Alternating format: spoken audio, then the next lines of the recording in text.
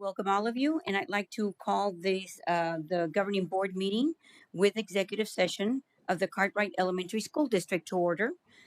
This is for April 22nd, 2026. Um, I'd like to please let the record reflect that we have the following board members present. I myself, Lydia Hernandez, board president, and if we go down the row here, Ms. Rosa Cantu, Cantu, present. Ms. Hernandez, Hello, everyone. I'm present. thank you, and Ms. Romero.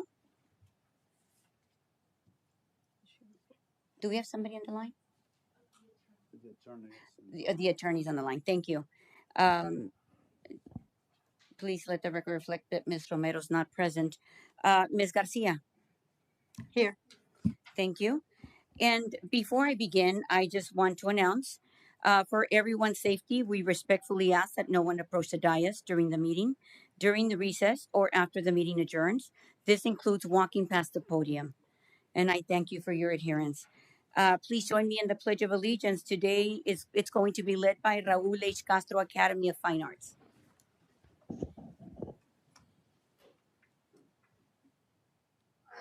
Hello, can you hear me? To the flag of the United States of America, and to the republic for which it stands, one nation, under God, indivisible, with liberty and justice for all. Thank you. The Cartwright School District is located on the ancestral homelands of the Hohokam, Akimil Odom, and Odom Jude people, ancestors of the Salt River Pima Maricopa Indian Community, or SRP, or otherwise known as the SRP MIC. We acknowledge the rich oral history, culture of these communities, and their ancestral ties to the land. Going on to our adoption of agenda. I move to adopt the agenda for the April 22nd, 2026 regular governing board meeting with executive session. Do I have a second? Second, Madam President. Thank you, Ms. Cantu, and I will proceed with a roll call vote. Ms. Cantu, how do you vote? I vote aye, Madam President. Thank you. And Ms. Hernandez, how do you vote? I vote aye. Thank you. And Ms. Garcia, how do you vote? I abstain. Thank you. An abstention. And I vote aye, and motion carries. The call to the public. Consideration and possible discussion of comments and complaints from the public. The governing board will not take any legal action on matters raised during this portion of the meeting unless the comments and complaints pertain to items included on the agenda. A 3-minute time limit is set, and all are asked to adhere to this limit. The governing board may direct staff to study matters raised by the public or to reschedule those matters for a future consideration, discussion, and/or possible action at a later date. And I believe we do have some call to the public. And I do want to reiterate and read our policy BEDH. Policy BEDH is the public participation at board meetings policy. If considered necessary, the president shall set a time limit on the length of the comment period in order to ensure that each individual has an opportunity to address the board. The president may also set time limit for individual speakers.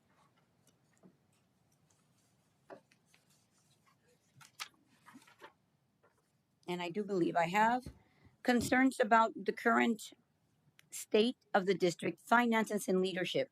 Ms. Marissa Hernandez.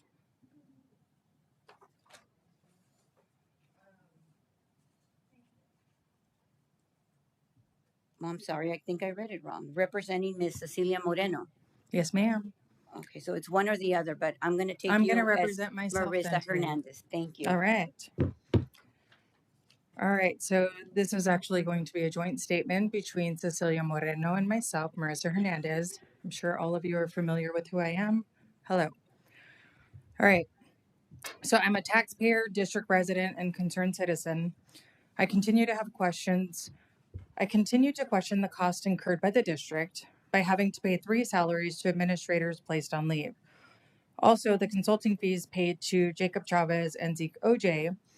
Dr. Etheridge creates a wonderful spreadsheet, but he has yet to include these budgetary items. As a taxpayer, I want to know.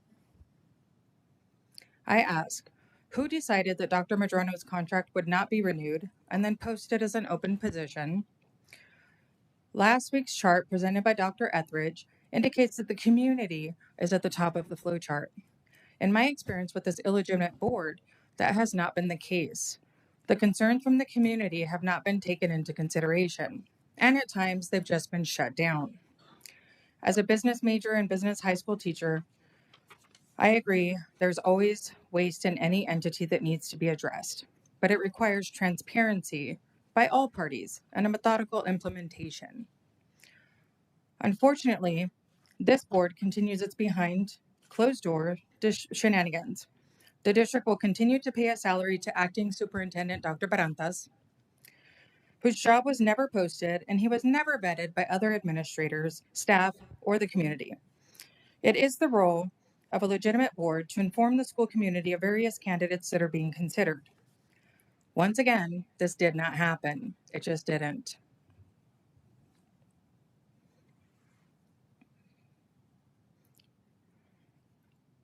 Your board president, vice president, and the board member all went behind closed doors by themselves to make this decision. I'm going to hold on to this other part. So much for the community, right? I've stood here, I've watched online, I've listened to all of you. As you shut down the community, you shut down our teachers, and you're not listening to anything that they actually want. So don't sit up here looking at me and pretending like you care about our community. That's laughable. We won't even begin to speak about Denny's meetings, ladies. The chaos created by this illegitimate board and Mr. Watson has been devastating to the Cartwright community. As a result, we've lost experienced, dedicated teachers and administrators, and our students will be the ones that pay the price. It was our hope that Ms. Hadagi would be reinstated since she was a teacher, administrator, and a dedicated member of the Cartwright community for many years prior to being put on leave without due process, where she remains. Time is up, Ms. At this Hernandez. point, Dr. Barantas is not time to be is up. blamed for the chaos created Thank by his you. predecessor, and it is our Thank you for hope your comments. that he will be Time is transparent up. and not follow Mr. Watson's lead and that of this Your board, time is up. because we'll be Thank watching. you. Thank you. Thank you. Thank you for that. Thank you, and thank you. For clarification, for clarification, I just want to advise there is such a thing as stalking, and I am aware. I can meet and am open to meet with community members, have a coffee with them at Denny's, but for you to be following me around needs to stop. That is harassment and stalking. Thank you. Thank you. Thank you. Thank you. And I'm going on to the consent agenda, and I move that we approve the consent agenda as presented. One Do I have a moment. motion? Discussion, please, regarding the consent agenda. It's not open for discussion yet. We have to adopt. Before it is adopted, I would like to read something. I haven't made the motion, so there's nothing on the agenda yet. Okay, go ahead. Thank you. I move that we adopt the consent agenda as presented. Discussion. And I have discussion, and I'd like I to need- remove. Ms. Garcia, I need would a like to remove second. item number 16 for discussion before this agenda is accepted. I need a second. We haven't approved the consent agenda, so therefore we cannot review it yet or discuss it. I need a second before adopting, or I've adopted nothing. So if you would allow for a second, is there a second? I second, Madam President. Thank you, Ms. Cantu. I will proceed to a roll call vote. Ms. Cantu, how do you vote? I vote aye. Thank you. Ms. Hernandez, how do you vote? I vote aye. Thank you. And Ms. Garcia, how do you vote? Now for discussion before I cast my That vote. would be explaining of your vote for the adoption of the agenda. Absolutely. One moment. I'd like to discuss consent agenda item number 16, approval of human resources personnel items. I noticed the revised salary placement for 2 executive administrators, 1 executive director position, and the assistant superintendent position, removing 1 year of service for each due to what appears to be a technical issue.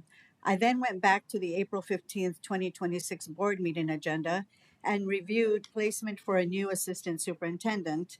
and that person was placed on step 4 with 0 years of experience as an assistant superintendent. I don't understand the discrepancy since we forced a school level administrator to resign due to their unwillingness to sign a revised contract where they would lose $10,000 intended to place them with the correct salary due to experience. Based on this, I have 5 questions. Who maintains the salary schedule? Miss, I'm still before moving speaking. I forward, still have the I floor. will allow you to move forward, but I need to advise you that you just shared personal information that was discussed in executive session. For the record, For the please record. continue. Yeah, absolutely. So, who maintains a salary schedule in Visions? Who? Can someone answer that question? You're Who? explaining your vote. I'm sorry, asking a I'm simple confused. question. Okay, so we'll continue with that. So, who maintains, and this is for transparency so everyone hears what I'm saying. Who maintains a salary schedule in Visions? Who places administrators on salary schedules in Visions? Why is this new assistant superintendent given more years of experience at the assistant superintendent level than they actually have? Why was this not disclosed to the public and governing board in a transparent manner? Did we non-renew the school level administrator to be able to afford the unearned raise for the new assistant superintendent? In 2025, executive director, year 2, made $144,000. In 26-27, assistant soup year, number 4, raised or made $167,000 when it should be $155,000 at year 0. This is a salary overpayment of $12,000, more than the salary dispute with the school level administrator. And with that, excuse me, I'm still voting. And with that, I vote nay. Thank you so much. And I'm going to explain my vote. We are only allowed, per parliamentary procedures, to discuss items that are on the agenda. You are able to make comments, which are always welcome. However, when we are discussing, going to venture into discussing items that have been discussed in executive session and salary contracts for individuals that have not been discussed or passed publicly, that is a violation moving forward. I am Excuse me, explaining speaking to that my vote, violation, let it be and known that last meeting I we am had, the explaining charts that were point shown of were order. not current. Point of order. They were Please, outdated. please let's adhere by And I am parliamentary saying that there procedures. was no I clarity. realize you may Ethical not challenges understand them, have been but we are noted. moving forward. Uh, Ethical moving forward, challenges have been noted. I vote aye, and motion carries. We are moving on to action items. Dr. Etheridge, second reading. Madam President, governing board members, this is the second reading for information adoption regarding the proposed revised policy GDD, support staff vacations and holidays. As a reminder, this policy changed and updated some language to adhere to the 5-day work week. Thank you. And it is my understanding that we've reviewed it, I think, at the last meeting, so this would be the second reading. Are there any questions regarding the adoption regarding support staff vacations policy board GDD? There not being any, I will move. I move that we adopt the proposed revised policy GDD regarding support staff vacations. And do I have a second? I second, Madam President. Thank you. I will proceed to a roll call with a roll call vote. Ms. Cantu, how do you vote? I vote aye.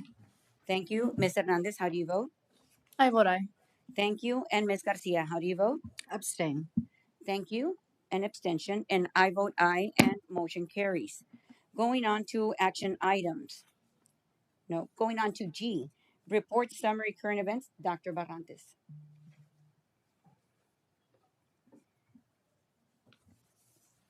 Good evening, Madam President, Ms. Hernandez, board members, executive leadership team, audience. I'm pleased to welcome a new member in our district, our director of food services, Rosa Arlington.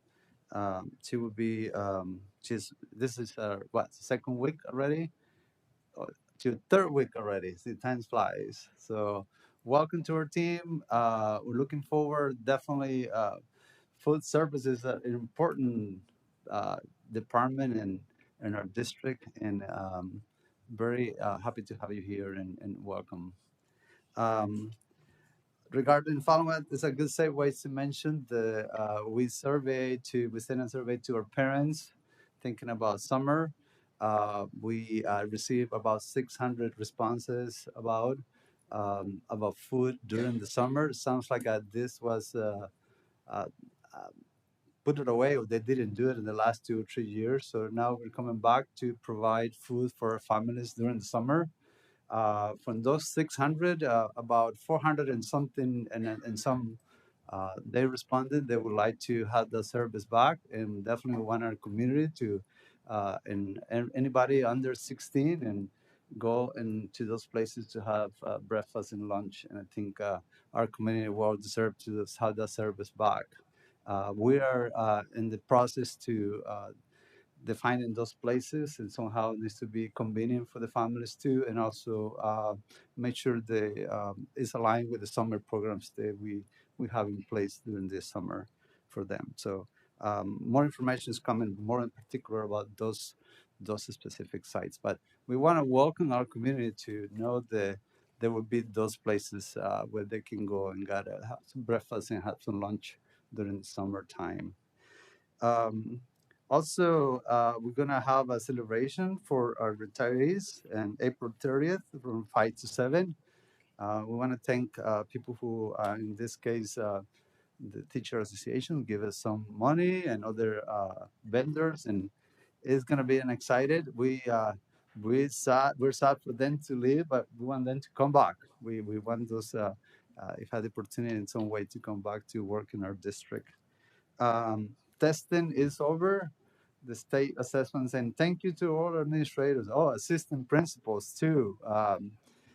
Everybody, I know this hands-on in this very important time when we trying to, and we want to see how the kids perform in the state assessments and ELA, math, science, and of course also we just finished the ASELA. So we're very excited to see how those scores are coming. We're very excited to see that's our baseline for the plans, have a plan for the future in terms of what would be one of our goals. So thank you for all that. It is a lot of work and a lot of responsibility too. Um, Also, just in the more like a kind of day to day, I had the opportunity to meet with CA several times. There are teachers, and of course, teachers are kind of the heart of schools, and those are the ones who deliver instruction. Those are the ones that are responsible for making sure their kids are the grade level and ready for the next one. Those are the teachers that definitely they help us to keep our district moving. So we had the opportunity to meet with them. I really welcome them for the two-way communication. I'm more than happy. We talk a little bit about pedagogy, and we talk about curriculum, basic guides, first best instruction, uh, interventions, best practices, and it's very excited about that. Very interested in putting more time to talk and work with our teachers. Um, we are working also with the executive team to um, go back to review a lot of processes. For instance, safety. Safety is very important. There are a lot of better details that we want to take care. We want to make sure that you are safe when you come to our school. We want to make sure that our parents, when they drop their kids, they decide that they know there's a safe environment, but also they can live and know that we know that what happen in situations that from really extreme to the most minimal. So we're working with that too. Um, Also, I don't know if you noticed, we're doing a little remodel like in our district. We decided there's some trees that needs to trim, some plants that needs to be put back, the water needs to be fixed, some doors needs to be painted, the schedules that needs to be posted. and we want to be model for for our schools. School appeal is very important. We need to compete with other organizations that also provide education, that they are have those sharp, very builders that have the capacity to do that. So we can do it too. So I'm inviting to our principals and everyone to to have a be conscious about that.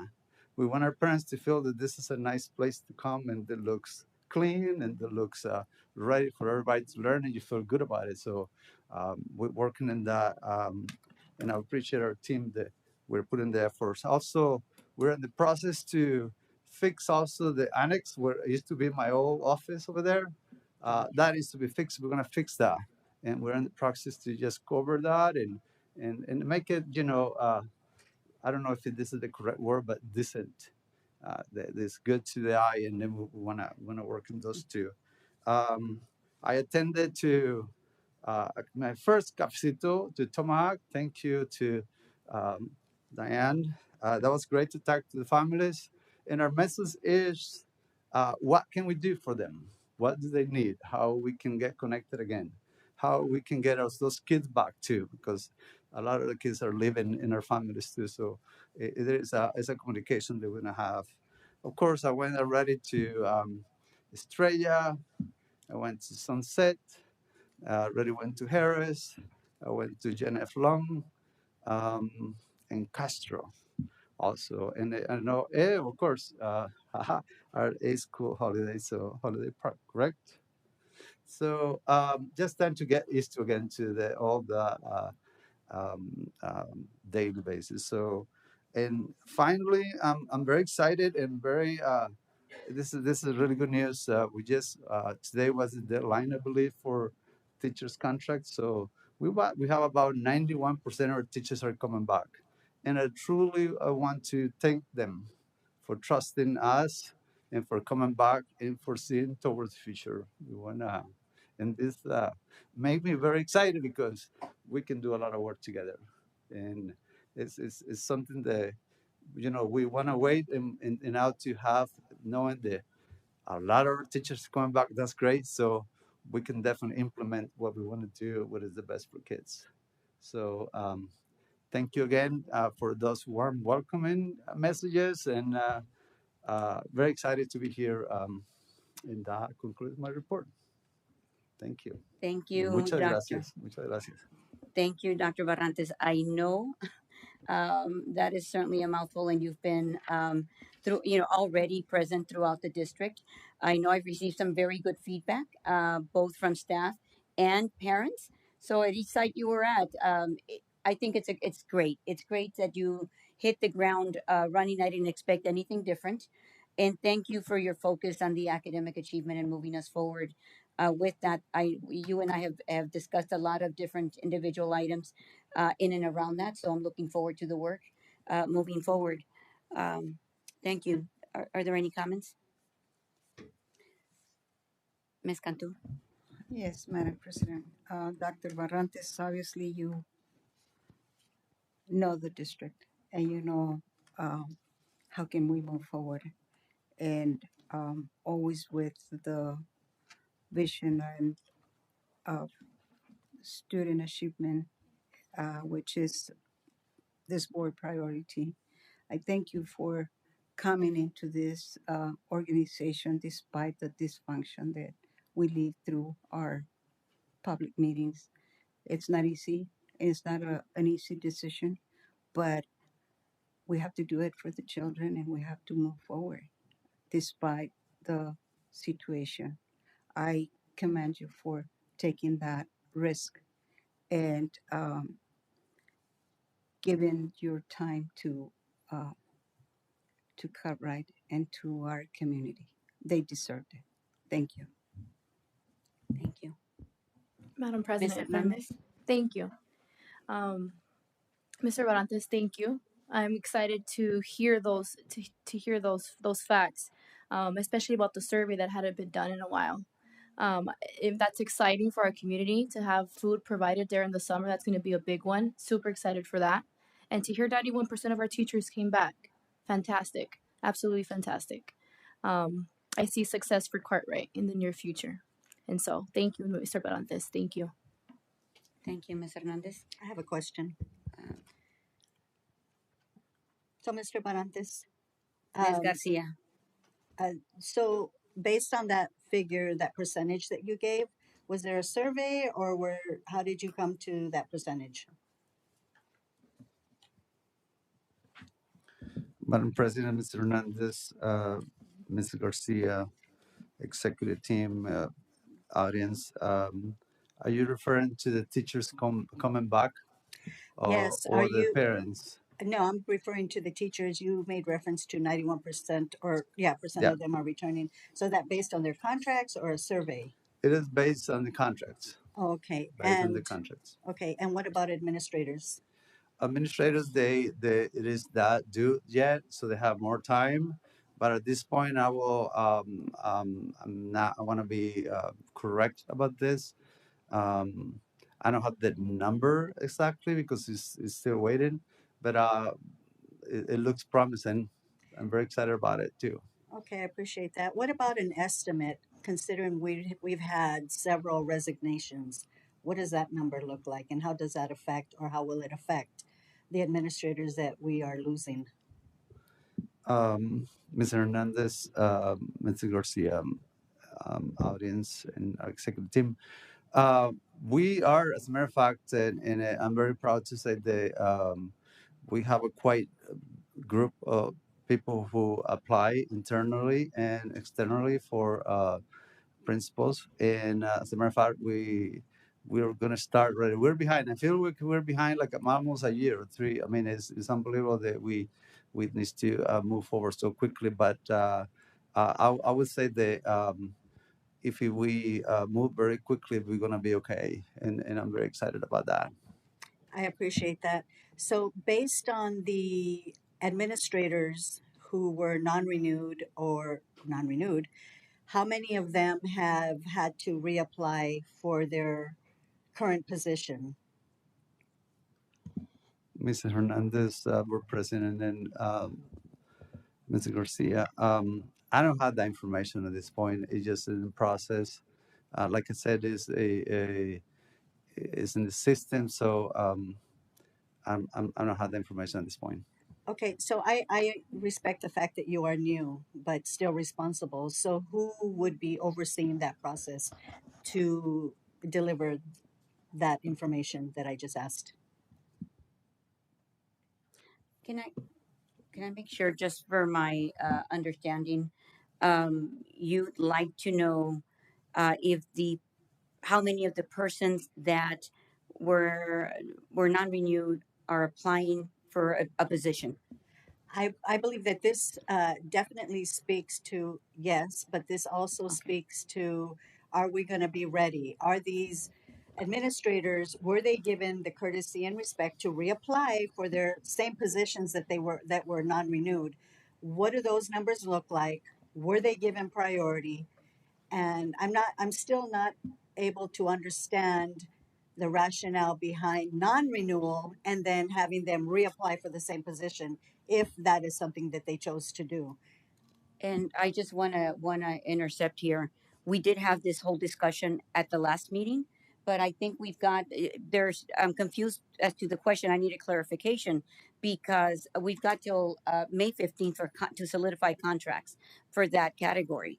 If you, I'm going to ask you to share because what you did share in the report that you just to bring us up, bring us up to date or current. You mentioned that 91% of the teachers were returning.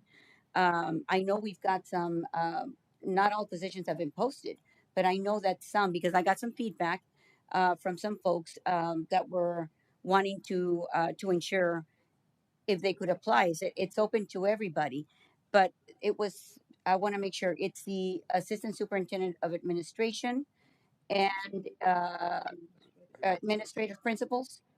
Is that my interpretation? Okay. So we just announced that. That just came. When did it come active? Because I got calls today, but I don't know when it became active for sure. Madam President, you're asking about the two assistant superintendent The positions that were positions. just recently posted. I don't know when they were posted, but I got feedback today, so I knew they were there today. Madam President, I believe Monday. Okay. I have a On question. Monday. And I'm still, I'd like to add, my question that I'm asking is, can you tell us, have you received any application for those? Have there been any interest, especially the principals? Madam President, Ms. Hernandez, board members and audience and executive team, we do have a big group of applicants for principals. That's the one that we're gonna go first. We have already the committee, Dr. Erich and Marco, Mr. Ruiz. Dr. Ruiz. Dr. Ruiz, they're gonna lead that. We're gonna have a CA representative. We're gonna have those schools representative too. We Dr. Victor. Oh, here's there. I'm trying to figure out Victor where is Rodriguez. Victor Rodriguez. We decided to send a quick short survey to those schools. They need a new principal and ask them some traits and some looks for those administrators. So far as today, we have about 15 to 16 responses for those schools, and we asked them to give us feedback what kind of leader do they want and what are they looking for this leader to accomplish in order to fit into the culture of the school. So we got that information. Based on that information, we're gonna create the questions that align to them. So they're going to be represented for those schools besides that survey, and also um, based on that, we're going to start reviewing. But we want to be transparent about the process and going back again. These applications are for everyone. If you made the requirements, if you had the certifications, and if you go through the process. You have the opportunity to be interviewed. So again, those are positions that we're looking for I have a and question. aligned to that. Just to follow up with that, are you able, how many applications have you received for the, let's say for the principal's positions that were announced At so this far? at this point, we have close to Not- 90 And it's not 90 closed. applications. I just It realized that is you can not. still Yeah, apply. it is not closed, so it's We've close got to 90. 90. And it is something that we need to be also upfront. Our district is very competitive in terms of benefits of now as today with salaries and benefits for the administrator. I'm glad that we do that because we need to do the same for our teachers, our classified people, everybody who works in the organization because we want to give incentives to them to the hard work they do. So. But thank you for that. I just want to make sure that whatever it is that we are getting, because you did share in your report, we're asking questions about what you shared. If we want to go beyond that, I think we've got to wait for that information as it gets ready. But I did hear some of that feedback, and I heard. So I knew they were posted. I just hadn't seen it myself. But thank you for the information, Ms. Garcia. You had a question. Yes, thank you, Dr. Barantes. So you made reference to a letter that went out recently to the schools, all the schools, asking for surveys what they thought about their principals, correct? Madam President, Ms. Hernandez, Ms. Garcia, our executive team and audience. The survey was to the staff, to the teachers, and it was in a way that they can rate traits that that we think a leader should have Right. in education. So the teachers marked those different. Some of them they were like a rate. What is important, the most important, and also about what they're looking for Right. what kind of leader. Okay. So in reference to that, you also made reference to the fact that the administrators they are still pending with their contracts. Is that true? No, Or they've already, they're Over out. here. So what they need to okay, know is accepted, and that's what I have to do. Is a okay, deadline that they have. right, okay. So speaking to all of that, my question would be, this letter went out to the schools, to employees, to complete a survey, what it is they liked or wanted in a leader, their principal. So sadly, this did not come out before because we had some wonderful, absolutely amazing principals who were non-renewed, and this would have spoke to their leadership.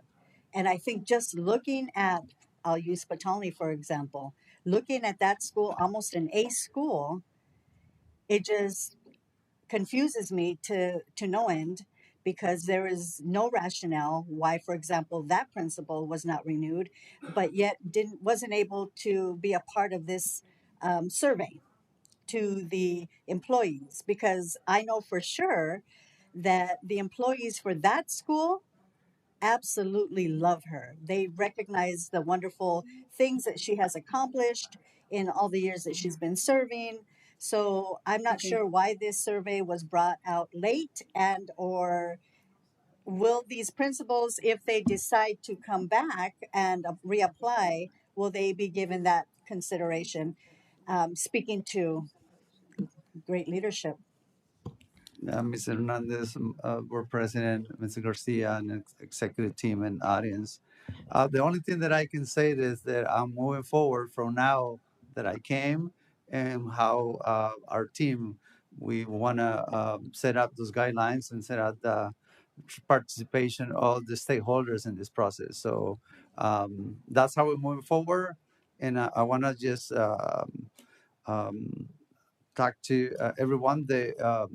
I want to refocus. We want to refocus what it's about, and we want to do it in a way that everybody collaborates. Everybody has the opportunity to get the input, so we can make the best decisions. And that's I'm moving forward. So looking forward for that. So thank you. Yeah, I do appreciate that. Unfortunately, not everyone has a voice, but thank you. Thank you, Ms. Garcia. Um, where were we? I know you just gave your update. Item H. Thank you. It's an update, and it's regarding the 2026 ASBA, the Arizona School Board Association Political Agenda Priority Issues, as approved by the 2025 Delegate Assembly. And this is an item that we needed to update on. Do we have any information aside, or do we need to take any action, or is it to let us know that this is coming up? And I know we do have an opportunity for some of our board members to participate, having discussions and a vote, and a voice and vote at the Arizona School Board Association when that conference takes place. So there is political agenda priority. Do I have that with me, or do you know what? I think I have it separate. There it is.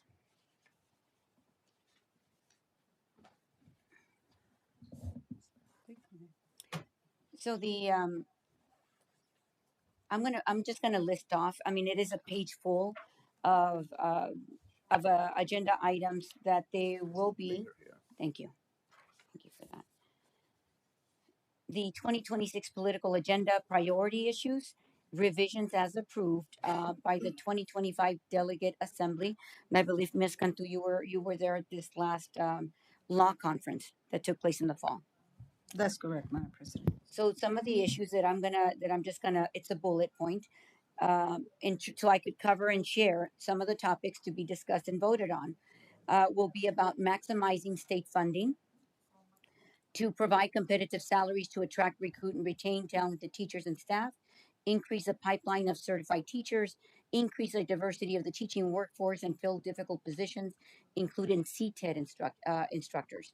Provide consistent, dedicated sources of base funding on most recent statewide cost study that equips all Arizona public schools with adequate support to address the academic, social, and emotional needs of its students, including its curriculum, student support, exceptional student services, before and after school programs, fine arts, career technical education, CTEDs that I just mentioned, ensure the formula addresses the unique financial needs of the schools serving students in poverty and in rural and remote schools. Fund distance learning at 100%. And JROTC repeal the constitutional aggregate expenditure limit via legislative referral to the voters, fully fund all day kindergarten. These are not new to us, these are topics that continue ongoing as they lack to be addressed. by the legislature, and this includes kindergarten students in the override calculations. Preserve and protect the voters' original intent for propositions 120, 123, and 301. Index district additional assistance funding for inflation, provide funding for new space before existing schools become overcrowded, provide consistent, dedicated, and flexible sources of ongoing state capital funding to Arizona public schools to fully maintain and renew physical assets, eliminate unfunded mandates, protect desegregation funding and return it to a primary tax levy, fully fund preschool programs in the K through 12 funding formula for districts that offer preschool, replace current year funding with a transparent, reliable system that provides districts stable annual budgeting ability and technical reliability. Prorate funding over the entire school year, give districts the authority to provide affordable housing options to faculty and staff based on local housing market, ensure local control and flexibility in managing funds, change override slash budget increase language to better reflect what voters are being asked to support, allow school districts full flexibility in the divestiture or use of taxpayer funded assets, oppose legislative intrusion on school sites budgeting decisions, maintain exclusive local authority over any measure that would propose to consolidate, unify, or restructure school districts, support local board authority regarding open enrollment policies, amend, this is under the preserve, respect, and strengthen local control. Amend current statute to allow school board members to use the equal system in addition to in-person signatures. Oppose any legislation that intends to lessen or curtail the legal authority of locally elected school boards, including authority to approve curriculum. Oppose legislative efforts to ban educational and supplemental materials that provide an inclusive and historically accurate, well grounded education. Oppose any legislation that seeks to make school board elections partisan. Modify the number of signatures required for CTED board candidates to align with similar school board candidates. In a nutshell, just a bullet capture of we've got looking forward to the 2026 Arizona School Board political agenda. So those are their priorities. Thank you. So right now, it's a notice of what's to come. Thank you for that opportunity to share that with you.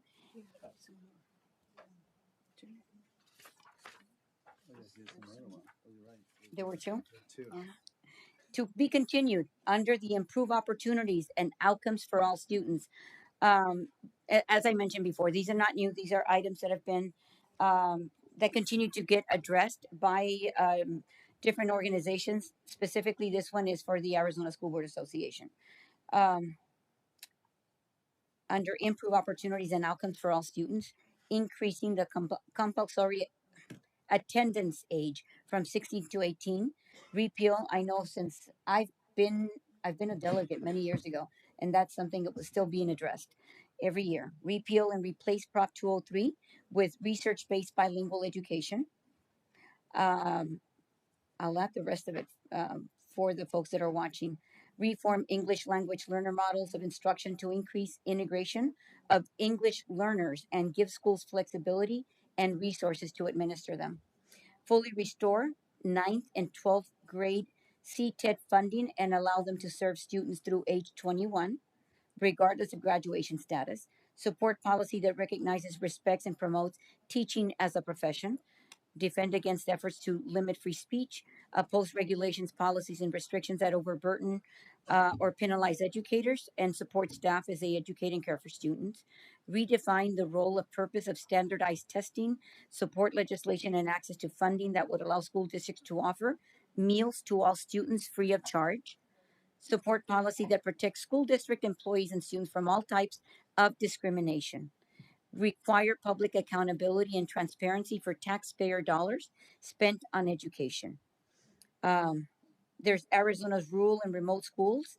Ensure that students in Arizona's small, rural, and remote schools are considered by policymakers alongside students in large metropolitan schools. Equitably invest in technology, modernization, reliable internet, broadband access, technology support capability, and professional development. School safety and security. Provide funding to individual districts to implement locally directed research-based school safety programs, and mental health and well-being initiatives. Support policy that promotes social emotional wellness as a critical component of improving social climate, safety, and learning for all students and staff. Arizona school boards call upon all state, federal, tribal, and local officials to address the causes and impact of increased self harm and violence in our school communities. Arizona school boards call upon state, federal, tribal, and local officials to address the causes and impact of increased gun violence directed at K 12 schools. Fund program to engage and support families and caregivers in culturally relevant and appropriate ways. Develop a more comprehensive harassment slash bullying definition and system of and system to better enhance the clarity of understanding and the protection of our youth. Federal advocacy. Advocate for maintenance and improvement of bus routes for tribal and federal land, fully fund individuals with disability, the IDEA, and protect impact aid funding, and, and to secure rural school programs for the Arizona school districts that receive it. So it's very comprehensive and a lot of issues that we deal with on a daily basis down at the Capitol. Um, and with that, so we look forward to that delegate ASBA additional information, and for us to look inward to see who will be representing us, who would take an interest in doing that with the Arizona School Board Association. And with that, I'm going moving forward with the. I've got the update regarding ESP hour salary schedules, Dr. Etheridge. Madam President, governing board members, starting with a little bit of history for ESP hours. So prior to COVID, when we were on a 5-day week, we had a few exceptions, but in general, you had full-time employees that were 1.0 FTE. They worked 40 hours per week. You had 27.5 hour employees. These were part-time employees, worked 5.5 hour days, 5 days a week. And then you had some custodians who worked slightly less than 20 hours. And why the 20 and the 30 and the 40? Well, the 20 hours is when retirement is required to be taken out for ASRS. And so what happens to employees that only work, let's say 20 hours, 21 hours, 22 hours, is their take-home pay is actually less. They're working more, but they have more taken out, and so they're actually taking home less. So we try to keep those employees less than 20 in order to not have a less of a paycheck due to retirement. The 30 hours is the threshold for medical benefits. So when we take a look at part-time versus full-time, those that are under 30 hours are not eligible for medical benefits. Those over 30 hours are eligible for medical benefits. So in general, prior to COVID, on a 5-day week, we had a 1.0 employee, which is 8 hours, 40 hours a week. We had 27.5 hours a week, and then we had the 19.75 hours a week. Again, a couple exceptions in food service and things like that, but that was in general. When we moved to a 4-day week, we condensed some of those hours. So we reduced the hours of some ESPs. And so we reduced, first off, the full-time, the 40-hour positions down to 38 hours. And that was in year 2 of moving from 5 days to 4 days, but eventually reduced those hours from 40 hours to 38. We reduced some other employee hours down from 40 to 36, or from 40 down to 32, because some of those positions, for example, instructional assistants, without having kids on Friday, there was no reason for them to increase the hours because the students were only in school for 7 hours a day, and the purpose was for them to support the students. And so they lost some of those hours as well.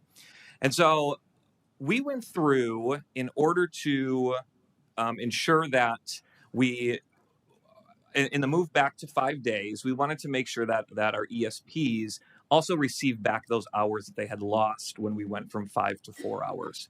And so we went through all of the ESP position descriptions, and I took a look at those positions that were at 0.95, which were 38 hours per week. And we are proposing for FY27 to increase those back to a 1.0 FTE, which is 40 hours per week. We have some employees that were 0.7, meaning 7 hours a day, 4 days a week, so they were working 28 hours. Now, remember, prior, they were actually 27.5 hours. And so in order to make sure we didn't have them lose hours, we increased that FTE slightly to where they're working, instead of 5.5 hours a day, now they're going to work 5.75 hours a day, 5 days a week to make their hours 28.75. So it's still below that 30-hour threshold. So they're not eligible for medical benefits, but it does increase their hours slightly to give them a little bit of bump in their paycheck.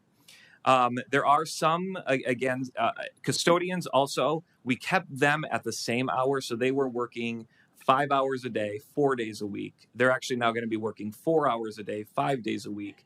Again, remember, because we didn't want to increase those hours a couple hours above 20, because then they're going to contribute to retirement and their take-home pay is actually probably going to be less. So they're going to be working more for less. So that was why we didn't increase the custodian hours. Again, there were a few exceptions. Food service, for example, when we went from a 5-day to a 4-day, they did not reduce hours. So now going back from a 4-day to a 5-day, we won't increase those hours. They'll just be spread out over the 5 days to serve breakfast and lunch to our students. So that was in general kind of when we went through for ESP hours to align those pieces. When we were looking at this, there were a couple benefits to that. The first, talking about, we'll just say for the employees, this increases their hours. So when you look at the column to the right of the first yellow line, that's the increase in their full-time equivalent in their FTE. So if you see a 0.05, for example, that's 5% increase to the hours that they are receiving. So that's a bump in pay for them because they're increasing the number of hours they're working per week. And so again, most of those employees were able to bump up those hours. The second piece, of course, is to the students and the school and the support that we can provide on campus. So remember, some of those, for example, instructional assistants, where they were working just with the kids and now they're working 32 hours, we increased those hours all the way to 40, because even though we reduced the instructional time to 6.5 hours, working an 8-hour day will provide some additional support either before or after school to help support our before school care, to help provide additional tutoring for students after school, several options depending upon what the need of that campus is. So again, it's kind of twofold when we increase those ESP hours for that. So with that being said, that's the idea of increasing hours. The next step is going to be to take a look.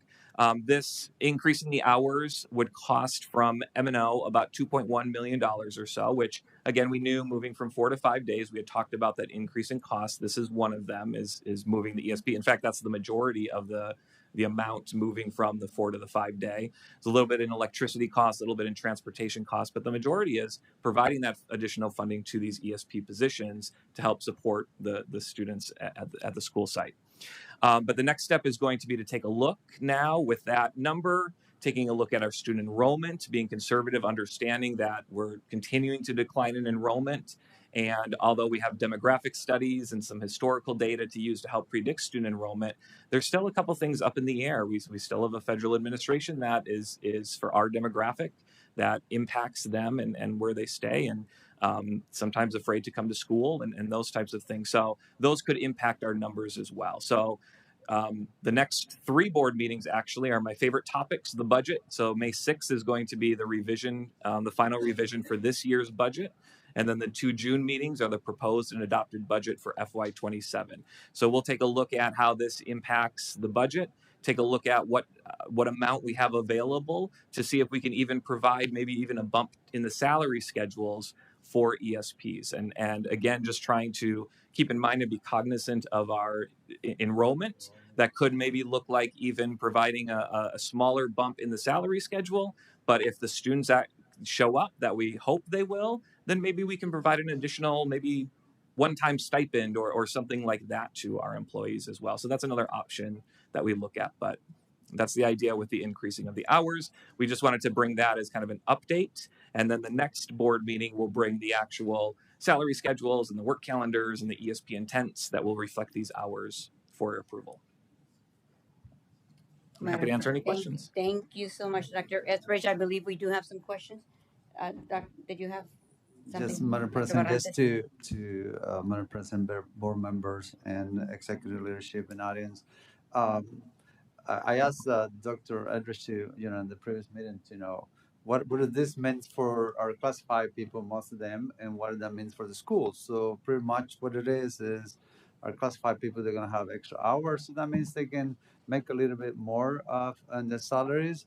And for the principals, the school sites, they're going to have more hours so they can allocate them in different other duties that they have, and they can be flexible. They have to be flexible as principal, but we need to just get incentives to those people who are from our community that they're coming and they live here, and so that can help a little bit in their uh, with their daily basis. And something that I forgot, if you can add it, is the this has a strong name, but the Center for the Strong Family. Just want to let the families know that there is a lot of services over there. So please stop by there. Thank you. I am listening. I just noticed somebody's trying to get some attention here. This obviously um, is a longer conversation. Thank you so much for the response. It's been a while, but I understand along with everything else. I had recently, I'm going to say in the past, the last few months, asked um,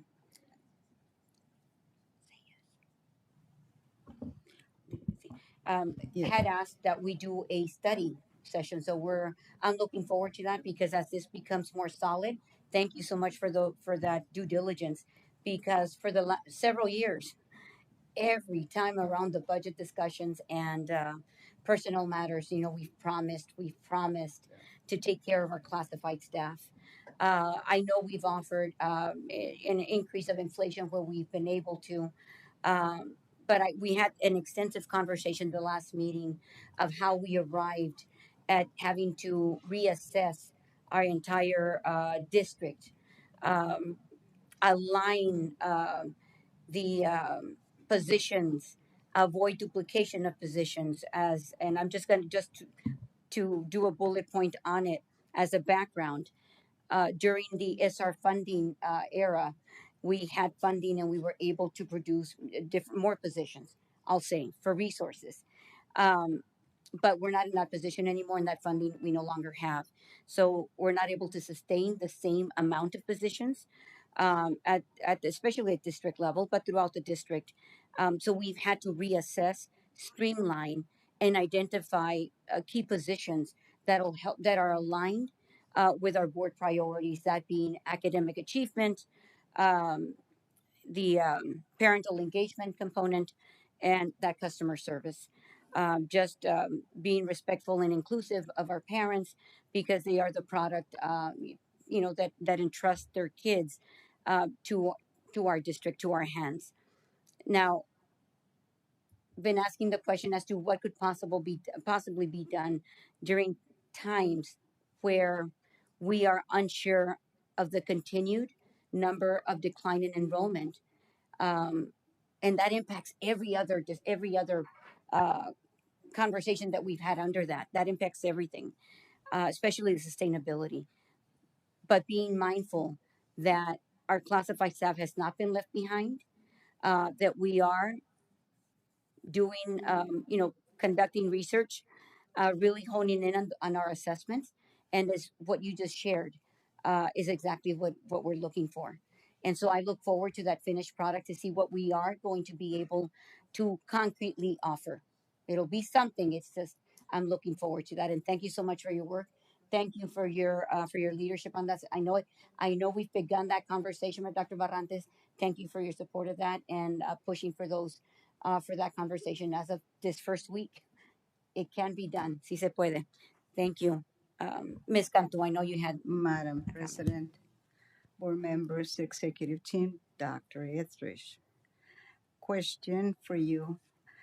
And please, it's not personal. My questions are not personal. I like to clarify things so our community understand where we're standing, where we're going, what are we dealing with. So some clarification points, but it's not personal at any point. And thank you for listening, Dr. Etheridge, and for your review over this that I had asked for a while. ESB classify, can you identify those groups for me, please? So people, our constituents understand who are we referring to? Yeah, Madam President, Vice President Cantu. So ESP's educational support professionals are classified staff members. So we also could refer them as hourly staff members. So they include, I mean, there's a long list of different, job descriptions, but in general, these might be our administrative assistants, administrative coordinators, monitors, crosswalks, custodians, facility maintenance techs, HVAC specialists, those types of positions that we pay hourly. And the reason is because I want our constituents to have an idea who are we talking, what group we're talking about. Out of all the groups, which are administrators, teachers, principals, district office, out of all those groups, the only group that they were selected to cut their hours during that time when we had a lot of money, it was them, correct? Madam President, Vice President Cantu, yes, I'm understanding the question correctly. When we went from a 5-day to a 4-day, the salaries stayed the same for administrators. The salaries stayed the same for certified staff. The salaries, although the hourly rate stayed the same for the ESPs, the classified staff, their hours were reduced. So their take-home pay was reduced as well. And that's one of my biggest concern at this point, because with my limitation of understanding, I believe they are the people they contribute to the taxes to pay for administrators, teachers, and all the staff in the district. And it does hurt my heart that when it comes to reduce salaries or it comes to reduce hours, they're the ones that comes first and try to eliminate expenses. And if we are smart enough, we will take care of them, because they are the ones that provide for many, many employees in our district. And thank you for your presentation. Thank you, because I know that data takes a lot, especially when they work different hours, different salaries, and all that.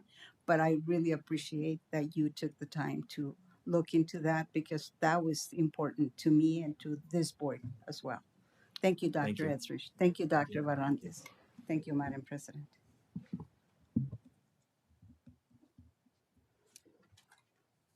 Any other comments?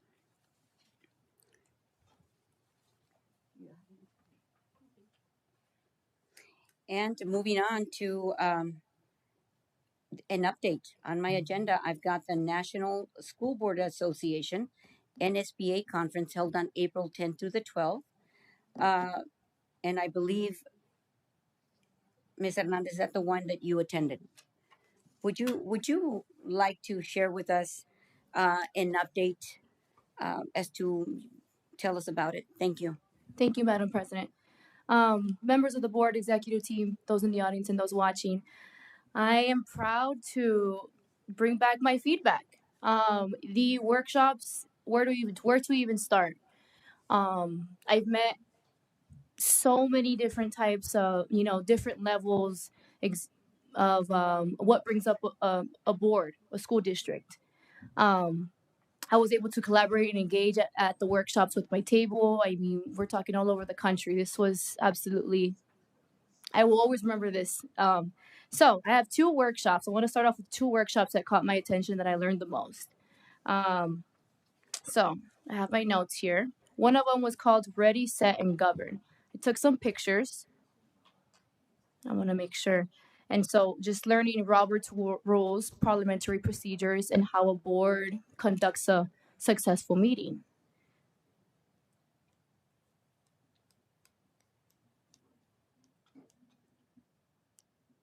And I just want to read off.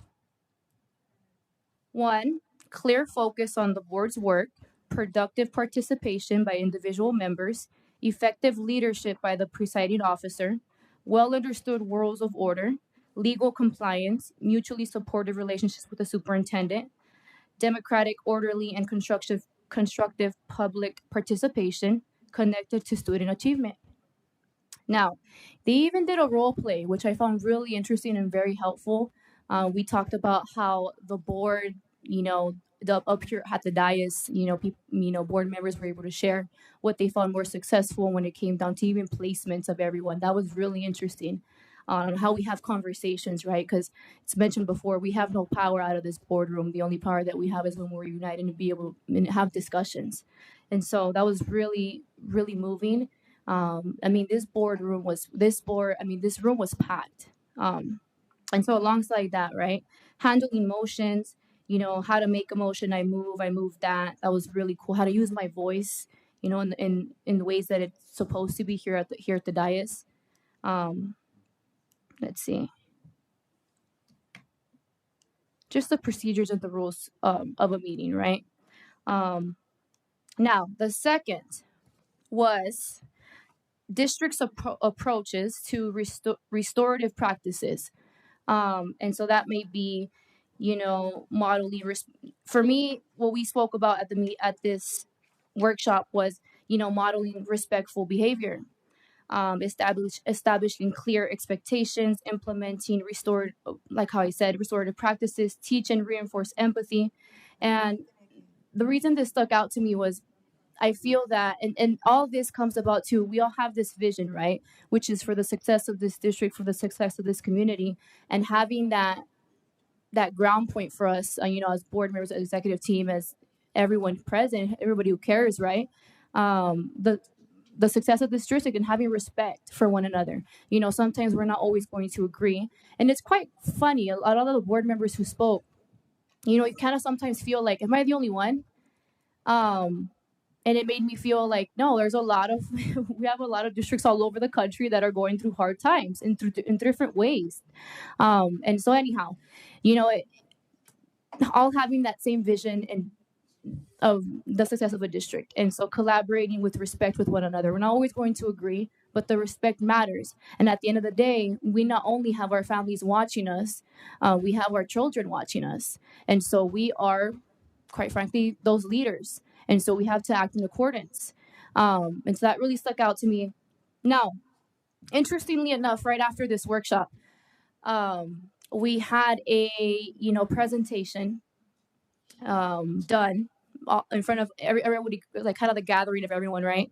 And she talked about respect and how implementing the respect, starting here at the dais, like maybe that might be like a slogan of some sort, principles, things like that. I hope that makes sense. But I'm going to refer back to my pictures that I took here really quickly. She had these let's see. So the word respect, right? How they implemented in the districts. They said that 35%, and this was over the course of, I don't know how many schools that she said that data was made. 35% fewer principal's office, fewer kids going to the principal's office. Third graders reading, 82% were passing. An increase 79% in eighth grade math. Behavioral, social consulting, 34% less likely. And anyway, interestingly enough, that was right after, right? And so that just kept sticking out to me, having that respect, right, for one another. And how here at the dais, the board members and executive team, and we're all kind of like the face of it, and we have to have that. Let's see. Now, talking to today, the surveys, analyzing, setting goals, and the messaging that we're giving off. She had these PowerPoints up, right? That really stuck out to me. It had me, brainstorming. And I'm glad that today's meeting, we hear that we're getting some surveys sent out to the community and hearing that feedback and engaging as best possible. Now, I'm going to read this off because this is good. Each of us is one vote, and we decide as a board. We are committed to asking the right questions and getting to the answer to best fulfill our mission. And that is to keep kids safe while they receive an education that prepares for a successful life as independent thinkers who are good citizens. And that is just the tip of the iceberg. I can go on and on. It was all in all a successful experience. Just the conversations that we had, it really made me feel empowered and remembered our vision, which is the success of our children. And the fact that we do, we have supporters of public education, fantastic. And people are so passionate about it. It was just, no ways to explain the feeling in the rooms, knowing that everyone had the same vision of the success of public education and giving back to children. And so, with that, Madam President, thank you very much. And thank you, Cartwright, for this opportunity. I'm happy to be here. Thank you so much. Just remembering when I first started and attending my first conferences, I set out over the years, have established a great rapport with many leaders around the nation. In fact, I was glad that you were able to even meet up with my old Converse, Texas, San Antonio school board member and leader, Mr. Jose Macias. So shout out to Mr. Jose. There's several of them around the nation. It's a lot to offer, willingness to work together to share best practices and what's impacting their communities. Um, Thank you for your time and for your effort and for your update. Before moving on any further, I do have I want to provide an update myself because I did have the opportunity. Those that were here at the last meeting um, heard us talk about an upcoming workshop that was going to be offered by the Maricopa County Superintendent's Office. And I'm going to say that it was free. Okay. So this for open to any board member that is willing to come and learn about boardsmanship, board governance. So I am going to be sharing about that. However, I do have a request to address the board by one of our parents. Um, she currently has her daughter. She asked for permission um, to see if we could please listen to her for A point to of address point of the order, board Lydia. That for agenda item has already town passed. for call to the public, and it is at the board's discretion as per our school board policy that I will be glad to share if you don't mind. You've been very consistent regarding the agenda, so I just wanted to bring that point of order to your attention. Oh, thank you. It is the board president's discretion. And la señora Elizabeth Perez, si se encuentra. She's a little bit nervous. She hasn't approached the board. She's been to several meetings before. Currently has her daughter in the hospital. Le agradezco su tiempo. Le vuelvo a repetir que los padres son bienvenidos a nuestras juntas. That I want it to be understood that parents are welcome to attend our school board meetings. A lot of the parents don't know the board's role and that we exist. Sabemos que no se entiende mucho y no les platican mucho sobre el papel de la mesa directiva y qué es lo que hacemos. Pero bienvenida y gracias y sí, sigue adelante con su comentario que quería compartir con nosotros. Prende el botón, si está un botón donde escucha. Okay. Thank you, Madam President. Thank you, members of the board. I wasn't planning on coming today because, my daughter's been in the hospital. I just came from the hospital right now. But I feel like it is important for me to, sorry, be here. It's okay. I'm tired. I'm angry. It's been too much. First, I want to welcome Superintendent Dr. Barrantes. You're taking on a really, really big job, a really humongous job. I'm pretty sure you're aware of it. I've talked to the board before. I talked to the media. It's been a long. I grew up in the Cartwright district. I know how the Cartwright district works. I graduated from Borman. My family, they've all been in the Cartwright district. My son graduated from the Cartwright district, and a lot has changed. I feel like everything seems like they always tell me everything is good. It's not. I have pictures. I always bring the pictures of it. My children have been through a lot. My daughters. As a mom, it's too much, and I feel like we need a solution. It feels like there's always something back and forth whenever I approach. In the past, I talked to Jennifer, who's never here now. I don't know why she's not here. I talked to her last year about the incidents. I talked to Mr. Pena.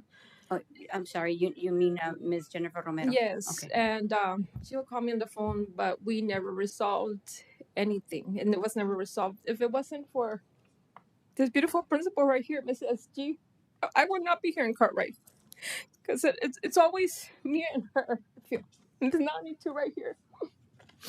It's always, I always have to go to her, but I'm tired. She's probably tired. She's got 1,000 kids. I can't always, go to her and have to depend on her. It's been a lot. There's been a lot of things. I encourage other parents to come because I hear stuff going around in school, but they're afraid to come. Some of them, they don't dominate the language. Some of them are afraid. Some of them are nervous.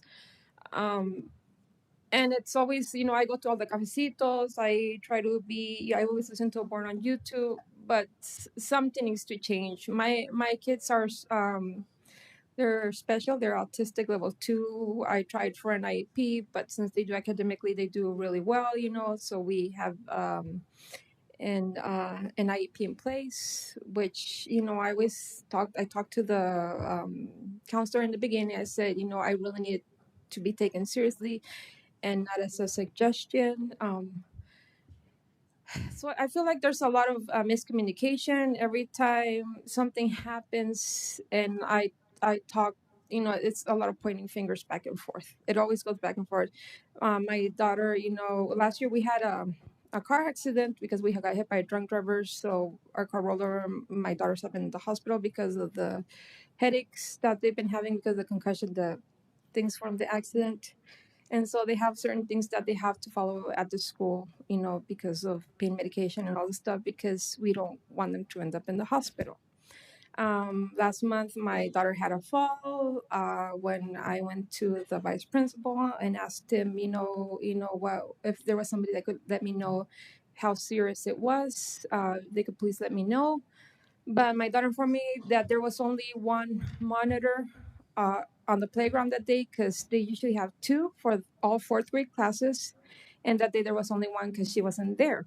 I don't think there's one monitor should be monitoring, like, I don't know how many kids. If it's all 4th grade and 2 players, I don't know how many kids.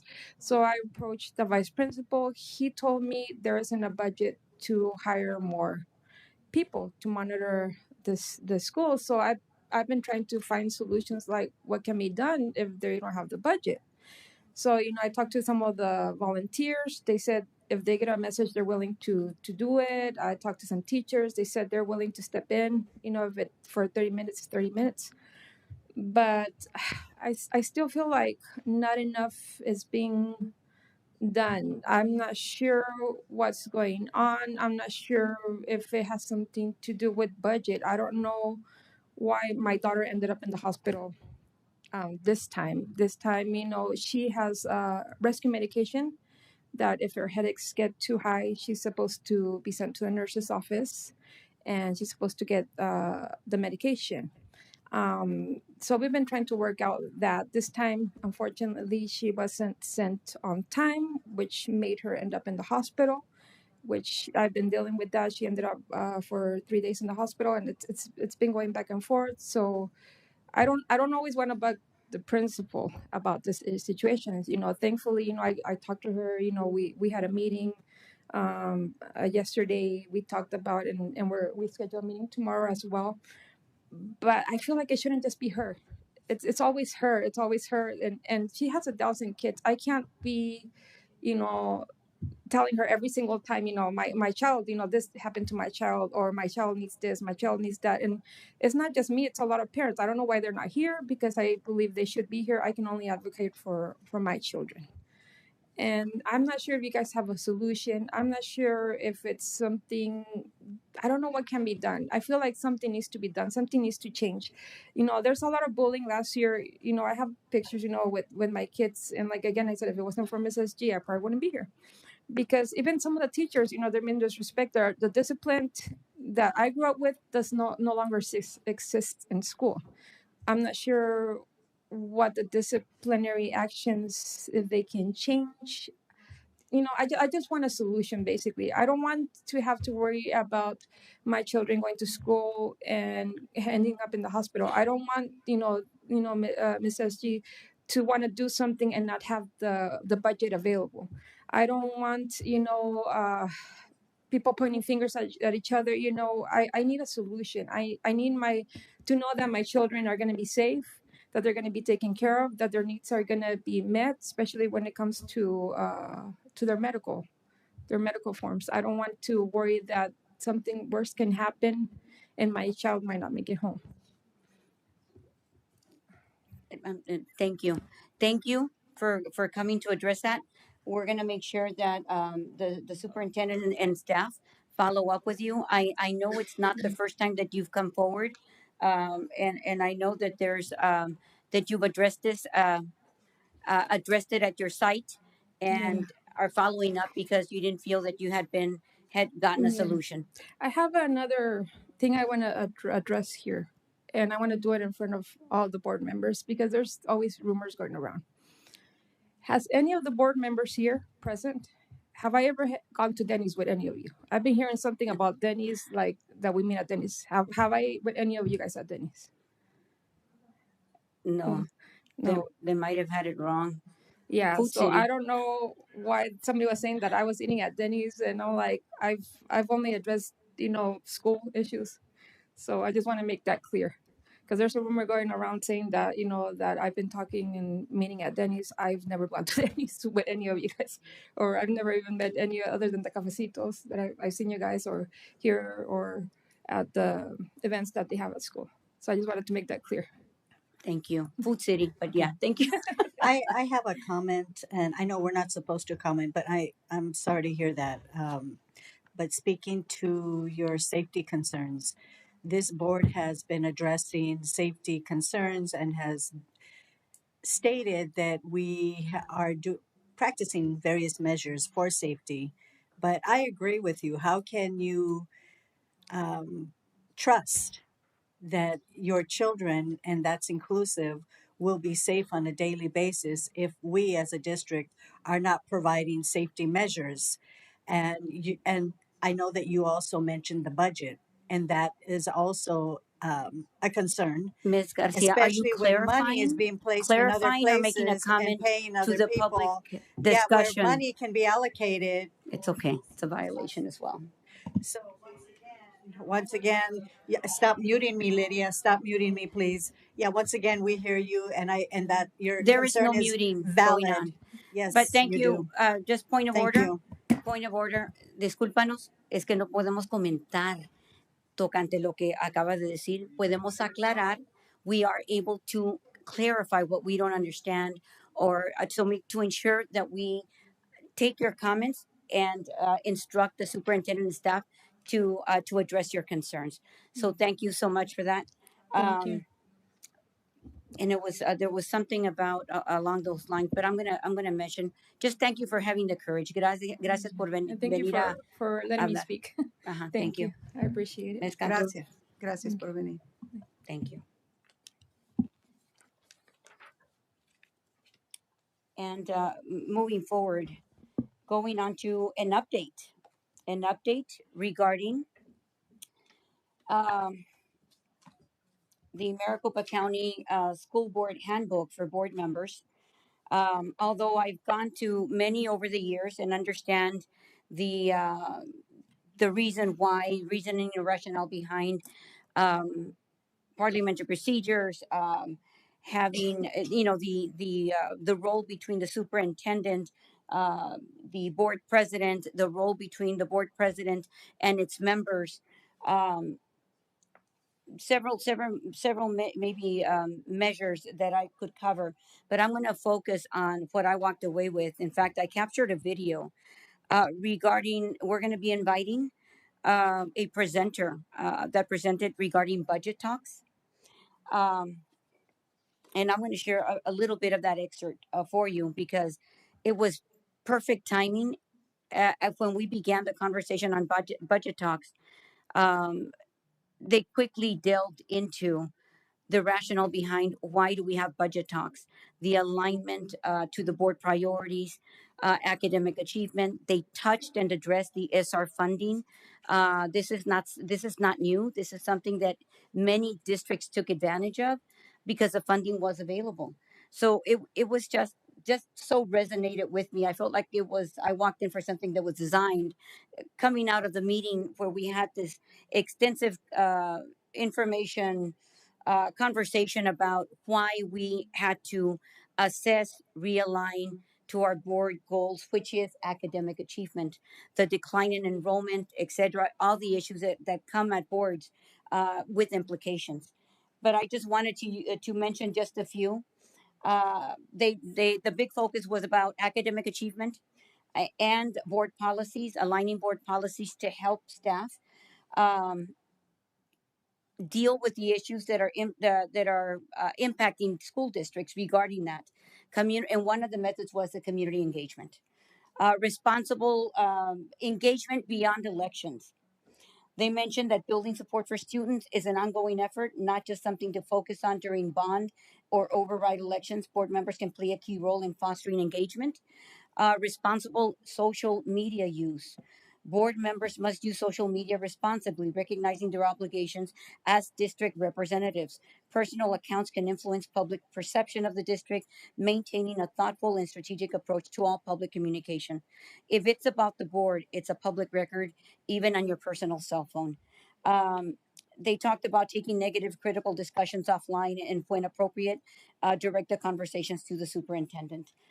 It goes on, but I will mention the 8 characteristics of effective school boards, of which having high expectations and clear goals, belief in student and staff capacity, accountability driven, focus on policies to improve student achievement with accountability, clear communication and engagement, having strong communication with superintendent, staff, and community around in and around student community engagement, data driven improvement, embracing and monitoring data to identify the student needs and drive improvement, utilizing the information in decision making, providing the resources, maintaining high standards by providing uniform professional development for teachers, administration, and staff aligned with district goals, unified leadership and trust.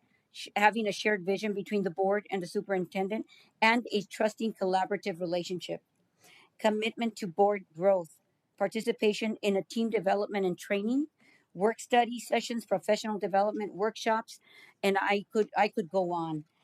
Those That's what makes what comprises an effective board. They talked about the legal responsibilities as well as the ethical responsibilities, the duty of care, having a legal duty to act with reasonable care and diligence, duty of loyalty. They must act in the best interest of schools, districts, and students, avoiding conflicts of interest, duty of obedience. Board members must follow the law and adhere to established policies and procedures, i.e., following Robert's Rules of Order for school board meetings, conduct, and strict adherence to open meeting laws. Supervisory responsibilities, policy making, financial management, legal compliance. These are some of the things that we discussed in our conversations last meeting. It's not something that I'm inventing, but um, I'm able to speak to it because of the many years of service that I've had as a board member. Ethical responsibility, the integrity and trust. Board members must uphold a code of ethics, maintaining integrity and trust. Conflicts of interest. Members have a legal and ethical responsibility to disclose and manage any conflicts of interest. Confidentiality. Board members must respect the confidentiality of privileged information, particularly during meetings, specifically executive sessions. Community engagement. Members should act as ambassadors for public education, communicating the value and needs of their districts, schools to policymakers and community. Informed decision making. Board members should be informed about meeting agenda items and educational issues in general. The accountability piece. Members are accountable to the community and must ensure the district is run well and students receive a quality education. Promoting a culture of ethics. Board members are responsible for establishing and maintaining a culture of integrity and ethical behavior throughout the organization. Those are just some items that I had the privilege and opportunity to speak to and share my experiences with. Um, when I walked in, as I mentioned, the discussion was on um, the finances of a school district. Something that I walked away with from there that I thought it was perfectly fitting at the time was that they mentioned that less student means less funding. Board members, they made it clear that board members need to be proactive about right sizing their districts. I had to kind of take a step back regarding what that meant, right sizing the district, and get serious about their budgets, assess capacities, and scrutinize all expenditures, all with the alignment and purpose around raising the academic achievement during difficult times, especially when districts are suffering a severe decline in enrollment. They talked about Arizona being a school choice, that they delved into a deep dive into the discussion about why districts are suffering a decline in enrollment. They mentioned three things: the national birth rate. They are. It has to be acknowledged they are going down. They've dropped down nearly 23% between 2007 and 2022. And that's our population. The pandemic. We've had extensive conversation about that. But the parental preference, that when school districts are not meeting the needs of the families, students are going to other options because there are other options. Um, they shared other data. I want to move on, but in a nutshell, I think they talked about board members representing their community, serving the community, and not a platform, not a political agenda, reflecting the community's values, prioritizing student and families, avoiding special interest or pressure on political candidates. Statutory duties, approving and monitoring budgets, hire and evaluate superintendent and staff, adopt curriculum and calendars, which is, I mean, everything that we've just been going through, meeting after meeting, approving contracts and expenditures, open or close, the decision to open or close school buildings, something that's also impacted many of our neighboring school districts, managing staff, avoiding making solo decisions, interfering in daily operations, understanding that we are to oversee one position and not get involved or interfere with the rest of the staff, other than overall assessment. Prescribing and enforcing policies and procedures to ensure the accountability and academic achievement, providing oversight and monitoring outcomes, providing sound fiscal management, that if we weren't at a place where we needed to be, that we it was the board's decision and guidance to get us there, push and drive through policy. Um, Setting the vision, superintendent executes that vision, ensuring timely, transparent communication regarding that, and building mutual trust for effective governance. To me, listening uh, to the speaker talk about that, and he put it in a way, it was like staring a story. They were talking about an example that they used was Miss Waddell. I'm afraid if I share it, I'm going to try. If I share it, if it'll come out as we without too much interference. But it was just so, it just took me aback because we had just discussed this. I had made it a um, personally important to me that I don't establish personal relationships with staff members, because given an opportunity in a day in the future where we are the responsibility to make difficult decisions during challenging times comes upon us, the board. And as I've mentioned before, it's not new that we are elected by our community to ensure that we are being effective, that we are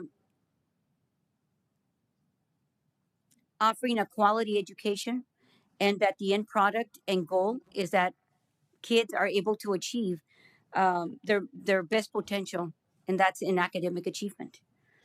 And when I walked in and he was talking about Miss Waddell, he says, but we love Miss Waddell. Waddell's my neighbor, Miss Waddell, or that was an example he was using.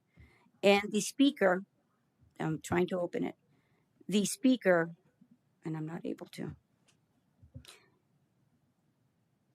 says, you know, I love Ms. Waddell, but we've got to downsize, and the reality is that we've got to keep moving forward. We've got a responsibility, and he addressed at that point the SR funding and how many districts, not just ours, all over our state and the nation, took advantage of that income, and that is no longer available. So that we our responsibility being that we have to ensure that our finances align, not just the goals, but we're able to support and sustain the future of our districts.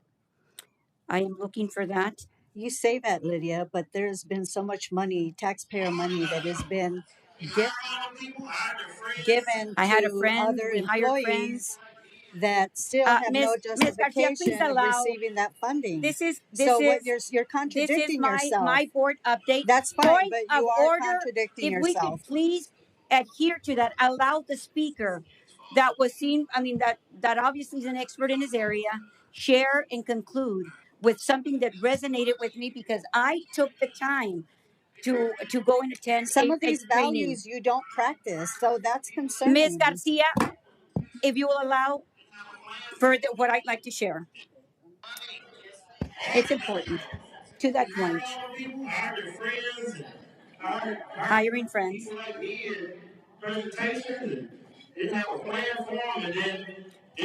That's not clear for everyone to hear. Let's. I'm going to pause it right there. He said during SR funding, I mean, we had districts hiring their friends, hiring families, hiring different folks, and they didn't have the. I mean, without a plan, without a plan. That resonated with me because why we are here today, as I mentioned extensively at our last conversation when we were discussing the item on the agenda, had to do with making sure that we were aligned and had the finances. It is our responsibility to ensure that we are going to be able to sustain the hiring of the quality staff that we'd like, you know, that's going to impact our student achievement. That's what he said. And when I sat down, we were able to partake. It was a great opportunity. I wasn't exactly, I mean, I've heard about those feedback about those trainings. In a nutshell, they offer a very comprehensive agenda, curriculum for board members that don't often have the time to go to a conference and attend 3 or 4 days of, of topics, one stop shop. I would recommend that board members and the rest of my team here would attend take an opportunity to attend some professional development with the county because they offer it for free. It's not expending any additional funding. Ms. Cantu, anything you'd like to share for your update? You cover most of the training, Miss Madam President, but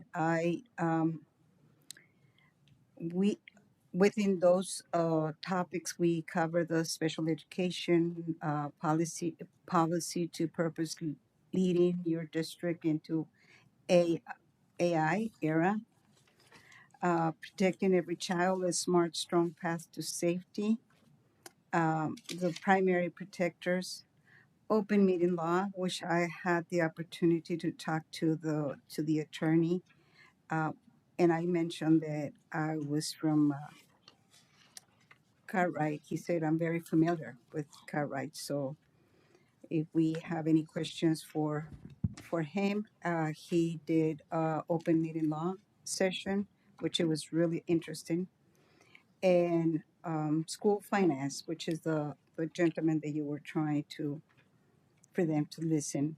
But one of the things that I was very impressed, and I want to pass it on to Dr. Barrantes, Representative Matt Gress showed up at the training, and he touched three important points. One, he talked the importance of board members to learn budget and attend training. Two, data of student achievement, third grade. Um, Data of student achievement, third grade, every 3 months, Dr. Barrantes. And the last one was budget will impact student achievement, so be focused. These are the recommendations from Representative Matt Gress.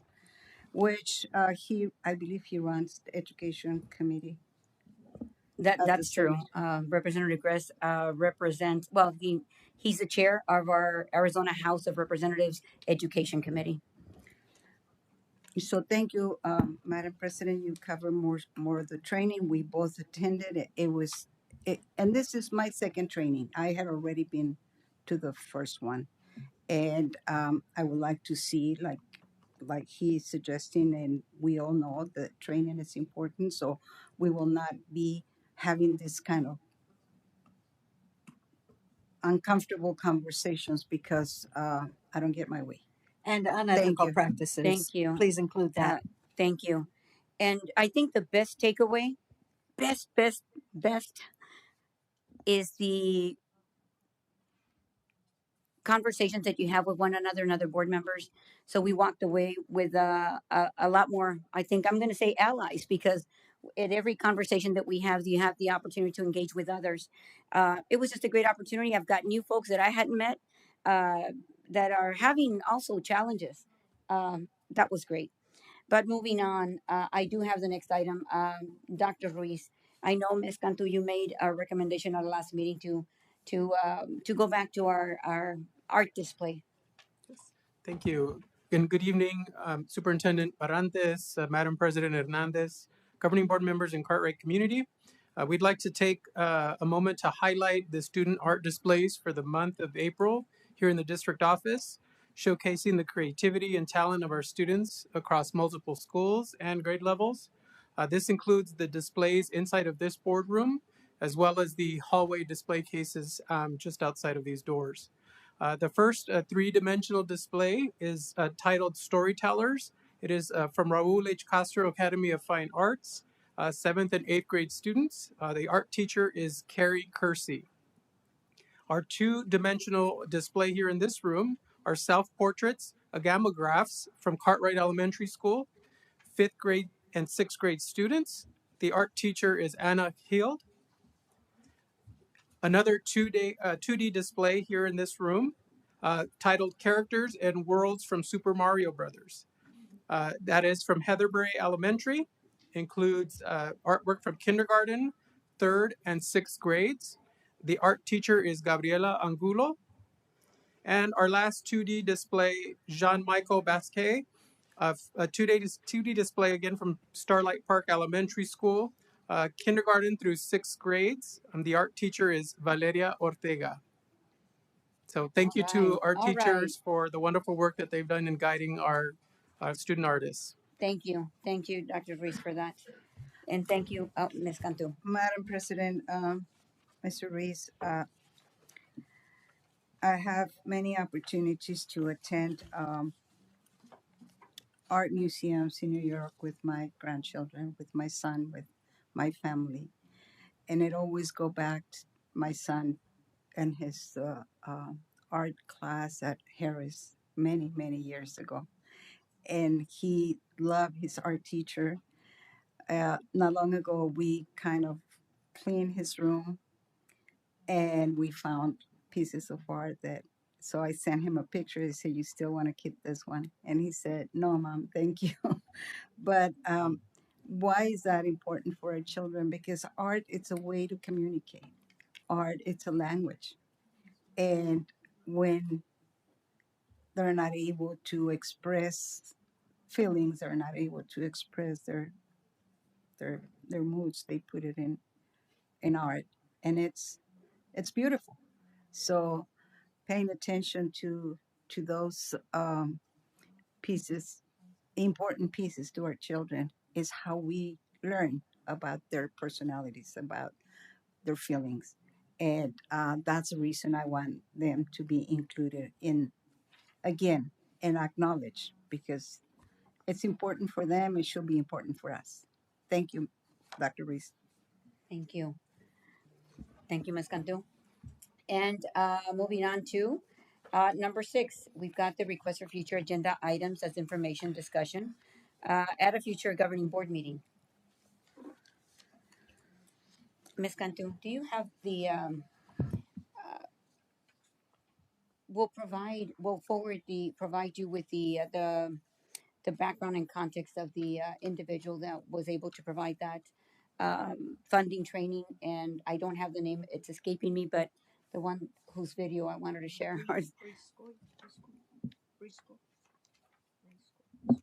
we'll provide it to you at our next, perhaps when we, as we're putting together the governing board retreat that we spoke of at the last meeting.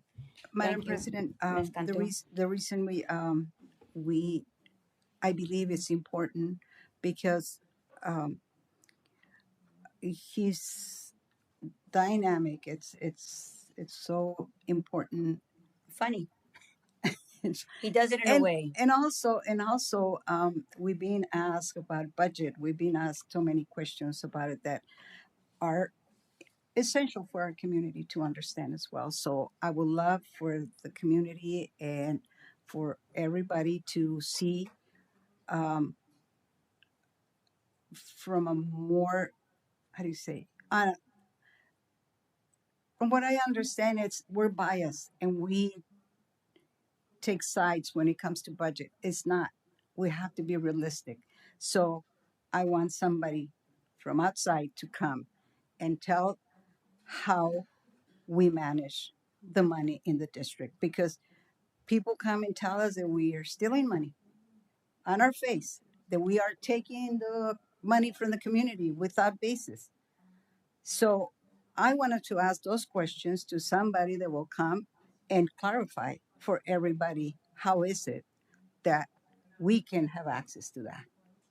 Right. Well, thank you, Ms. Cantu. And I know, do we have the attorney still online?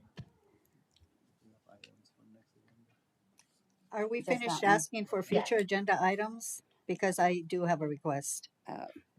I did read it, and so you are able to. I think she just finished, so I didn't hear Yes. anything else. Yeah, So I that's the do. appropriate time. Yeah, I do have a few requests, and I'm glad that I appreciate Ms. Cantu requesting the budget. It's extremely important. And with that being said, if the last presentation that Dr. Etheridge presented, I would appreciate if he would represent with current charts because they were blurry and I could not see them. And I did have questions, so even when I tried to zero in, there was just no way I could make. They were blurry, unclear. So if that would also be included, I'd appreciate that, and so would our community. And in addition to that, I will reiterate my previous request regarding procurement for Jacob Chavez and Zeke OJ to include quotes received for both consultants and scopes of work for both consultants. I continue to ask for this, but have received absolutely nothing. My second request is a copy of Dr. Baranta's fully executed employment contract. As we know, I was not here physically, so I was not able to see it. I requested this via email, and the response I received is inadequate. I don't need to meet with Mr. Barantes. I want to see his contract and review it without distraction here if I can, or be emailed to me. My third request is regarding food services. Us board members received a request from Brian Stratton with SFE requesting we finish out the 5-year contract without the admin fee. I would like to add this to a future agenda item for review. In addition, my last request would be to look at the job postings for the assistant soups. What does that look like? Who has already applied? When was a posting provided to the community? And that would be my final request. Thank you. Ms. Garcia, for clarification, I want to make sure that we at least that I understand, regarding the SFE contract. What is the request? Because we have voted on that. So what is the request? I'm sorry. Well, the email that we all as board members received was. I'm sorry, I haven't seen it, but Well, then what you is should that? check your email because we What all is that? received it. And so what he was offering is to finish the 5-year contract without fees. In other words, to stand by the original contract just so he can, according to the email, work with the new company just to show them what that would look like. And that would be a courtesy to you, ma'am, and your company. So he is offering that for free, and I don't know if that has been addressed because I have not heard anything here on this dais. So I would appreciate that as a future agenda item so we can talk to him. He can come, he discuss it, what that looks like. And yes, we all received the email. So perhaps you may want to refer to that. Well, I'm sorry. And who is the person that sent the email? His name is Brian. Hold on a second. I may have to put on my glasses. And who Brian is he with the company? Stradlin, SFE. So he's a consultant, or he's the owner, or he's the company, or Lydia, where have you been? This is the agency that's been here providing the food for our kids. I've never had any interaction with I haven't anybody either, involved. but I do read my emails, so please refer to it. There is a contract that is binding, and he is offering to complete that contract here and to execute a point of service for the new incoming company. So please refer to your email. We have a protocol. We don't involve ourselves with the contractors or vendors, but we do have staff.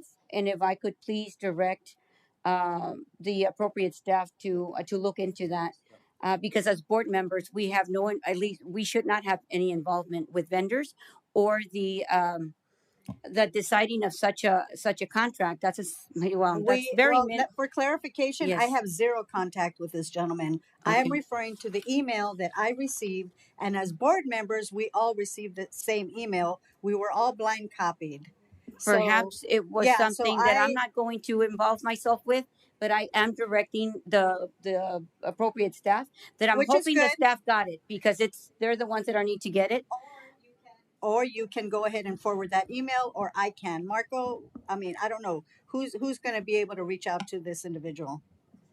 And just for Let's the have some record, that is accountability something here. that's not important to me, so I'm not bringing it forward. But I Okay, want to make sure that to see if you got it, because that should have been the appropriate, Did not you directly receive the it? board members. Did you receive it, Dr. Etheridge? Madam President, Board Member Garcia, yes, we did several months ago. Okay, yeah, I received it too. I'm sure we all did. So, what action have you taken? Did you respond to that I'm sorry, email? are we going to, this is not an item that's on the agenda, just for It is clarification. for future agenda Wait, items. right, Just and we for are requesting it. clarification, because you said you did not receive it. I'm So not interested. asking I'm not if interested in leadership dealing with has. vendors or people that are interested in doing business with our district in I the did future. not say that. I am not going to get involved with that. I'm just directed the staff to make sure that they look at it. Dr. Etheridge just made a reference that he received it several months ago. We need So to therefore, go into asking that executive he move session. forward with it, and if you haven't made any communication, please do so, as this is now a future agenda item. Thank you. Per parliamentary procedures and Robert's Rules of Order. Nothing of the sort, but it's a majority of the board at the will. Thank you.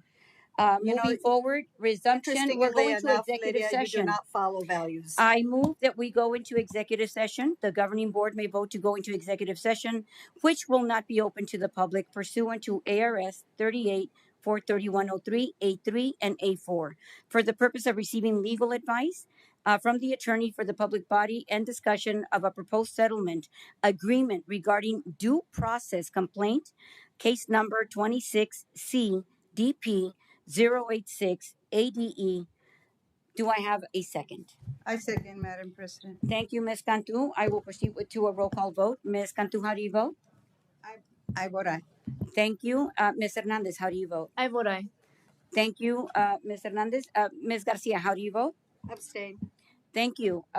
Abstention, and I vote aye. And motion carries, and we're going into executive session. And let the record reflect it is 7:56. Thank you.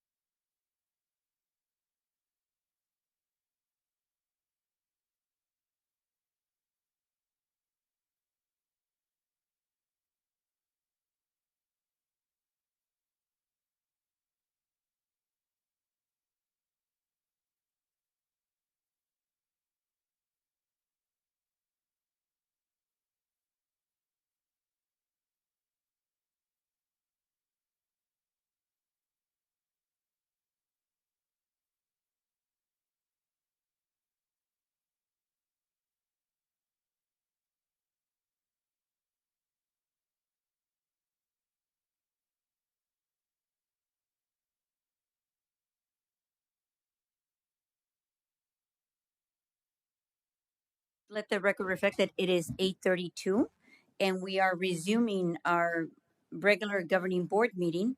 And going back to the item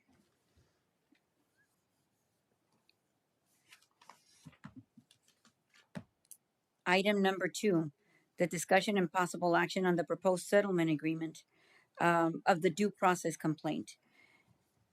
I move that we approve the proposed settlement of due process complaint, case number 26C DP 086 ADE, and authorize the acting superintendent to execute the settlement agreement. Do I have a second? I second, Madam President. Thank you. I will proceed with the roll call vote. Ms. Cantu, how do you vote? I vote aye. Thank you, Ms. Cantu. Ms. Hernandez, how do you vote? I vote aye. Please let the record reflect that we are missing 2 board members, Ms. Jennifer Romero and Ms. Denise Garcia, and I vote aye, and motion carries. Announcements, future meeting dates, and other routine items. The next regular governing board meeting will be held on Wednesday, May 6, 2026 at 6 p.m. at the Cartwright School District Boardroom. I move that we adjourn the April 22nd, 2026 governing board meeting. Do I have a second? I second, Madam President. Thank you, Ms. Cantu, and I'll proceed to a vote. How do you vote? I vote aye.